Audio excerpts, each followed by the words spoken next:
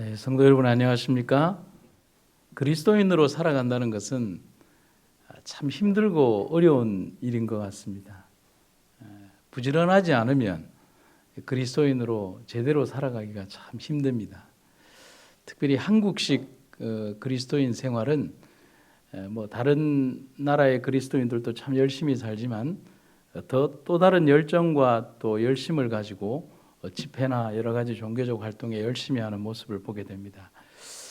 지금도 성도님들이 상당히 열심히 생애를 하시지만 저희를 가르쳤던 은사님 가운데 그 신현철 목사님이 이제 자기의 어린 시절 또 청년 시절에 자기를 가르쳤던 부모님들의 그 신앙에 대해서 설명을 하시면 그렇게 표현을 하시죠.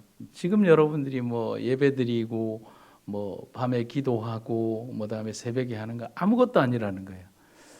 그분들은 밤에 주무시다가 새벽까지 3번씩 일어나서 기도를 했다는 거예요.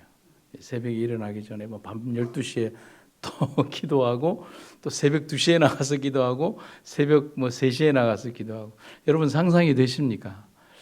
그렇게 기도하셨다는 거예요. 제가 시무를 했던 그 시골에 한 7년 동안 시무를 했던 교회 7교회가 있는데 분천리라고 하는 예배소가 있습니다. 거기는 겨울이면은 차가 올라가지 못합니다. 길이 얼어서. 그러면 저희가 방문을 가게 되면 저 길가에다가 차를 두고 이제 로프가 이렇게 이제 길 중간에 있거든요. 그러면 그 로프를 잡고 이제 빙판길을 올라가서 이제 미끄럽지 않은 길 위로 올라가면 이제 걸어서 가다가 보면 산에서 멧돼지가 나오면 도망도 가고 뭐 그렇게 해야 되는 그런 장소가 있었습니다. 근데 거기에 이제 한 서너 가정이 예배를 드리는데 또 그 오집사님이라고 하는 곳에 예배소가 있으면 그분들이 모여 사는 게 아니라 산 너머에 또 살고 이쪽 산 너머에 사는 거예요. 그래서 이분들이 집회를 하려고 하면 그 산을 넘어와야 돼요. 그런데 이제 우리 오늘도 김한식 목사님의 딸인 이브가 저기에 와서 원인도 모르고 끌려와 가지고 새벽 예배에 같이 참여하고 있지만 거기도 예배를 어떻게 드렸냐면은 제가 예배를 드리러 가보면 참 마음이 부끄럽고 감동스럽고 안쓰럽기도 해요. 왜냐하면 그분들이 저녁 예배를 다 드리는 거예요. 여러분 산에서의 저녁은 굉장히 해가 일찍 집니다. 그러면은 이제 이 랜턴 하나를 들고 이분들이 산을 넘어오는데 뭐 30분씩 1시간 반씩 산을 넘어와야 되잖아요. 길이 없으니까. 그러면 이제 어린 아이들 5살, 6살 혹은 10살, 12살짜리 애들을 데리고 그 부모가 이제 산을 넘어오는 거예요. 안식일이면은 배낭에다가 자기들이 먹을 식사를 메고 이렇게 넘어오는 거예요. 그럼 아이들이 밤에 무서우니까 아빠의 손을 잡고 막 울어요. 엉엉엉 울면서 왜 이렇게 가야 되냐고, 나 졸리기도 하고 힘들다고 그러면 그때 이제 그 집사님이 아주 오래전 얘기죠. 그 집사님이 저에게 그런 얘기를 합니다. 우리가 아이에게 그런 얘기를 합니다. 얘야, 하늘 가는 여정이 결코 쉬운 게 아니란다. 우리 이렇게 가면서도 우리 하늘만 가면 되지 않겠니라고 하면서 그 아이의 손을 잡아주고 힘들면 가다가 그 칠흑같이 어두운 그 분천의 그 하늘 아래 숲 아래에서 함께 끌어안고 울고 또 예배 마치고 나면 더 짙은 어둠이 있잖아요. 그 밤에 넘어가는 그런 예배를 하는 겁니다. 우리의 삶에서 신앙인으로 살아간다고 하는 것은 결코 평범하고 또 쉽거나 편한 길이 아니라는 사실을 잘 압니다. 오늘도 이 새벽에 여러분들에게 기도의 어떤 말씀을 드리면서 신앙의 삶을 인도해 주시고 또 믿음이 모자란 목사들에게 영적 힘을 주시는 여러분들에게 깊은 감사를 드리며 교회를 지키는 여러분들의 무릎을 통하여 하나님께 영광이 되기를 간절히 바랍니다. 저명한 목사님 가운데 F.B. 마이어라고 하는 미국의 저명한 목사님이 있습니다. 그분이 이런 말씀으로 권면을 합니다. 인생의 가장 큰 비극은 응답받지 못한 기도가 아니라 드려지지 않은 기도다라고 말씀을 하고 있습니다. 여러분 이 말씀의 의미가 와닿으십니까? 근데 이 말을 곱씹어 보면 참 우리에게 시사하는 바가 크고 경종이 되는 말입니다. 하나님은 언제나 과거나 현재나 또 미래나 기도하는 그리스도인을 원하십니다. 간절한 마음으로 응답을 구하는 그런 기도의 사람을 찾으신다는 겁니다.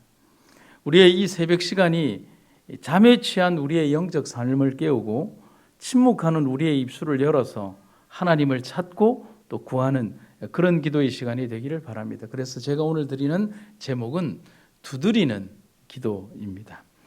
마태복음 7장 7절과 8절에 있는 말씀을 보시면 구하라 그러면 너희에게 주실 것이요 찾으라 그러면 찾을 것이요 문을 두드리라 그러면 너희에게 열릴 것이니 구하는 이마다 얻을 것이요 찾는 이가 찾을 것이요 두드리는 이에게 열릴 것이니라. 우리는 기도할 때 분명히 응답 받기를 바라는 마음으로 기도합니다. 응답이 없는 것을 기대하고 드리는 사람은 아무도 없습니다. 하지만 응답받기 위하여 어떤 기도를 어떤 마음으로 드려야 하는지에 대해서는 그렇게 깊은 생각을 하지 않고 드릴 때가 있습니다. 기도는 자신이 진정으로 원하는 그 무엇을 하나님의 뜻에 맞게 구하고 하나님의 섭리의 시간에 맞추어서 그 답을 얻을 수 있어야 합니다. 다시 한번 말씀을 드릴까요? 기도는 자신이 진정으로 원하는 그 어떤 무엇을 하나님의 뜻에 맞게 구하고 하나님의 섭리의 시간에 맞추어서 그 답을 얻을 수 있어야 합니다. 하지만 방정식처럼 보이는 이 기도의 원리에는 우리가 극복해야 하는 단계가 있는데 우리는 기도가 응답받기까지의 과정을 실제적으로 계단을 바라보듯이 볼 수는 없다는 사실입니다. 그러기 위해서는 우리의 마음의 자세는 응답받을 수 있는 삶의 자세를 유지해야 하고 우리가 분명히 응답받고 있다는 사실을 확신하고 살아가야 한다는 사실입니다. 그래서 짧게 두 가지를 한번 생각을 해보고도 합니다. 첫 번째는 우리는 기도하면서 절대로 의심하지 않는 자세를 가지는 것이 필요합니다. 그래서 사도 야고보는 이렇게 권면합니다. 오직 믿음으로 구하고 조금도 뭐하지 말라? 의심하지 말라. 의심하는 자는 마치 바람에 밀려 요동하는 바다 물결 같다고 말을 합니다. 식물로 따진다면 뿌리가 그 아래에 기초를 두지 못한 상태와 같다고 할 수가 있겠습니다. 파도가 뿌리를 내리지는 않지 않습니까? 바람이 조금만 불면 그 파도의 높이는 우리가 어떻게 그 뱃길을 따라갈 수 없을 만큼 우리에게 혼란을 줍니다.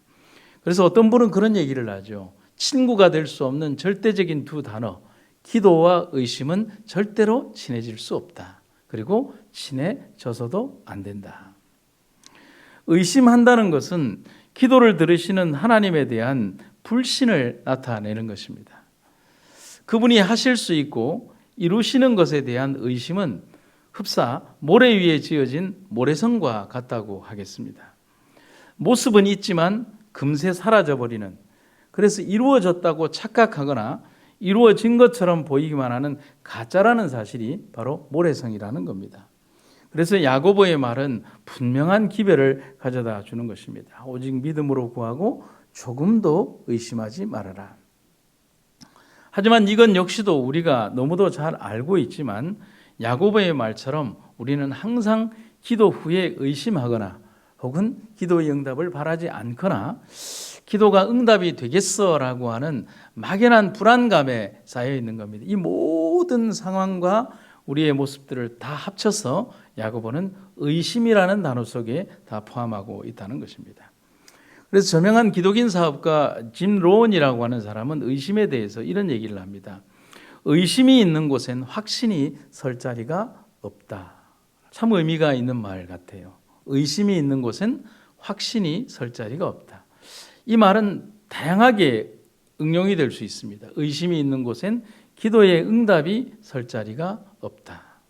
의심이 있는 곳엔 믿음이 설 자리가 없다. 그가 신앙적인 이유에서 한 말은 아닐지라도 의심에 대한 분명한 정의를 해주고 있다는 사실입니다. 여러분, 기도를 한마디로 정의한다면 하나님의 능력을 붙드는 것입니다. 기도를 통해서 우리는 내 힘이 아닌 하나님의 능력의 손을 붙들게 되는 것입니다. 우리는 어렵고 힘든 일을 당하거나 어떤 일들을 풀어나가기 어려울 때 든든한 백그라운드를 찾습니다. 저명한 정치인이나 유력한 어떤 권력을 할 수 있는 사람이나 어떤 사람이나 백그라운드에 굉장히 목말라하는 우리의 삶을 보게 됩니다. 그러나 정작 이 온 우주를 만드신 하나님께 가장 먼저 구하지 않는 눈을 범하고 있다는 사실입니다. 자기가 인간적으로 할 수 있는 모든 것들을 다 해보고 난 다음에 여지없이 자기의 모든 기대가 무너진 그 현장에서 결국은 하나님밖에 그 일을 하실 수밖에 없다는 사실을 깨닫고 난 뒤에야 하나님께로 돌아오는, 성경의 이야기도 그렇고 내 인생의 이야기도 그렇고 우리 삶의 모든 여정들이 그렇다는 사실입니다. 그러면 하나님이 뭐라고 그래요? 그래도 괜찮다 그래요. 나를 찾아주니 고맙다 그래요. 그리고 네가 올 줄 알았다라고 그래요.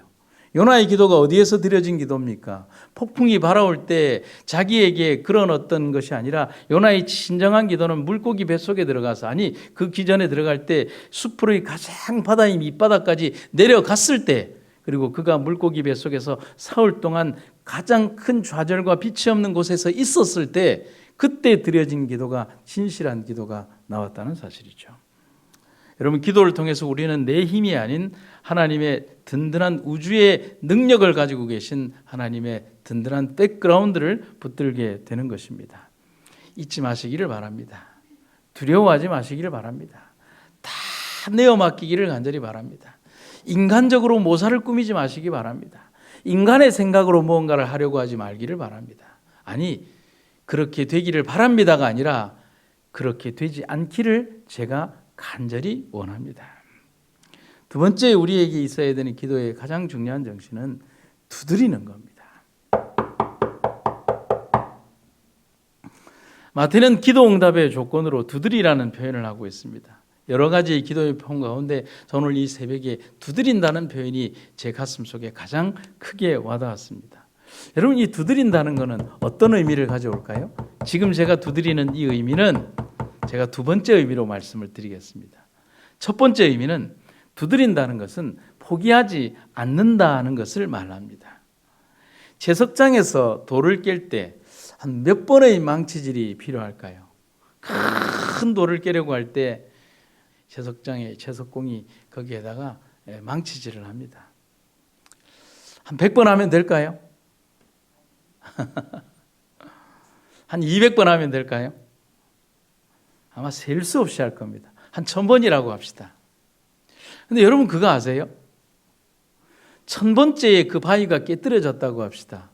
문제는 999번까지 우리가 모른다는 거예요. 그렇죠? 그래서 영상을 제가 한번 지난주에 봤는데, 이제 마지막 망치질을 할 때까지 큰 돌이 깨어지지 않고 있는데, 마지막에 한번 탁 때리니까 그 채석장에 큰 돌이, 몇 톤짜리 돌이 뚝 떨어져 나오는 과정을 봅니다. 그럼 우리는 여기에서 봅니다. 그러면 마지막 한 번만 중요할까요? 그게 아니잖아요. 999번의 망치질은 소용이 없는 걸까요? 그건 더더욱 아니죠. 처음부터 마지막까지 그 두드리는 그 행위는 끝없이 보이지 않는 균열을 주는 것입니다. 흔히 과학적으로 우리가 예전에 그런 얘기를 했죠. 피로 파괴라고요. 바위에게 계속적인 충격을 주는 겁니다. 첫 번째, 두 번째, 세 번째, 네 번째, 다섯 번째, 여섯 번째. 전혀 충격이 되지 않던 그 바위에 균열이 쌓이고 피로가 쌓이면서 그것은 균열이라고 하는 미세한 균열 속에서 마지막 타공이 되는 1000번째 타공까지 그 역할들을 모두 다 한다는 사실이죠. 내가 이루고자 하는 그 딱딱하고 거대한 바위 앞에서 우리는 기도의 망치질을 하는 것입니다. 하나님께서 우리에게 응답해 주실 수 있는 능력의 부재가 아니라 우리의 기다림의 부재가 있지 않도록 하기 위하여 우리는 포기하지 않는 기도의 망치질을 계속 해야 한다는 사실입니다. 그리고 그것은 한두 번으로 결과가 나오지 않습니다. 인내, 노력, 눈물, 땀과 그 다음에 제일 중요한 시간이 필요하다는 사실입니다. 두 번째, 두드린다는 의미는 아까 말씀드린 것처럼 신호를 보낸다는 말입니다. 어떻게? 여러분, 눈을 잠시 한번 감아 보시겠습니까? 물론 제가 당연히 여기 서 있다는 걸 아시겠지만은 제가 어디 있다는 걸 모르고 제가 한번 신호를 보내겠습니다. 제가 여러분들이 어디에 있습니까? 앞에 있죠. 제가 보내는 이 신호를 통해서 여러분들은 저의 위치를 아는 것입니다. 나의 존재와 나의 위치, 곧 나의 갈망의 현재의 위치를 하나님께 보내는 것이 두드리는 겁니다. 나 여기 있어요. 나 지금 이런 고통이 있습니다. 소경 바디메오가 예수님이 지나갈 때 다윗의 아들 예수여 나를 기억하옵소서, 사람들이 잠잠하라고 했을 때 더 크게 악을 치면서, 성경에 있는 원어적 의문을 보면 뭐냐면 발악하면서라고, 자기 자신의 존재의 위치를 알리기 위해서 그는 두드리는 거예요. 나 여기 있는데 왜 하나님 모르십니까? 하나님이 모르는 게 아니라 내 스스로의 위치를 하나님께 끊임없이 아뢰는 장면이죠. 두드리면 소리가 납니다. 표류하는 배가 되거나 위치를 잊어버리고 낙오되었을 때를 한번 가정해 보십시오. 소리가 나는 기구를 찾아야 합니다. 그리고 열심히 자신의 위치를 어디에서 다가올지 모를 미지의 구조들을 향해 들을 수 있도록 두드려야 합니다. 나의 영적 위치를 잊어버리고 방황할 때도 마찬가지인 것입니다. 가만히 있으면 안 됩니다. 길을 잃은 어린 양은 자신을 찾아 헤매는 목자가 들을 수 있게 소리 높여 울어야 합니다. 저 여기 있습니다. 그러면 하나님께서 어떻게 하십니까? 나는 너를 애굽 땅에서 인도하여 낸 여호와 내 하나님이니 내 입을 넓게 열어라, 내가 채우리라. 예수님께 자신의 사정을 아뢰고 싶었던 바디메오는 예수님에게 자신을 알리고 싶었습니다. 길을 잃은 어린 양은 자신을 찾아 헤매는 목자가 들을 수 있게 소리 높여 울듯이 바디메오 역시 그렇게 하나님께 자신의 위치를 알렸습니다. 마가복음 10장 46절과 47절에 저희가 여리고에 이르렀더니 예수께서 제자들과 허다한 무리와 함께 여리고에 나가실 때에 디메오의 아들인 소경 거지 바디메오가 길가에 앉았다가 나사렛 예수시란 말을 듣고 소리 질러 가로되 다윗의 자손 예수여 나를 불쌍히 여기소서 하거늘. 오늘 우리들의 삶의 이 기도 속에서 우리는 끊임없이 두드리는 기도를 통하여 나의 현재의 영적 위치의 삶을 하나님께 아뢰고 잠들어 있는 내 삶을 깨우는 자명종의 삶을 사시기를 간절히 바랍니다. 그래서 오늘 여러분들에게 이런 말씀으로 설교를 마무리합니다. 지금 두드려야 합니다. 오늘 두드려야 합니다. 그리고 하나님의 지성소 보좌를 울리는 그런 기도를 올리게 되기를 간절히 바랍니다. 그러면 천사가 내려옵니다. 어떻게 해요? 응답의 보따리를 가지고 다니엘서 9장에 내려왔던 그 천사의 모습처럼 내가 간절히 원했던 그 시간에 응답의 보따리를 가지고 옵니다. 아멘으로 그 천사를 맞이하시기를 간절히 바랍니다. 사랑과 은혜가 충만하신 아버지, 오늘 우리는 믿음의 기도를 드립니다. 우리의 영적 위치의 삶을 주님께 아뢰기 위하여 간절히 두드립니다. 하늘이 우리에게 오도록, 하늘의 응답의 보따리가 우리에게 오도록 하나님이 우리의 간절한 두드림을 하나님 듣고 계시지요?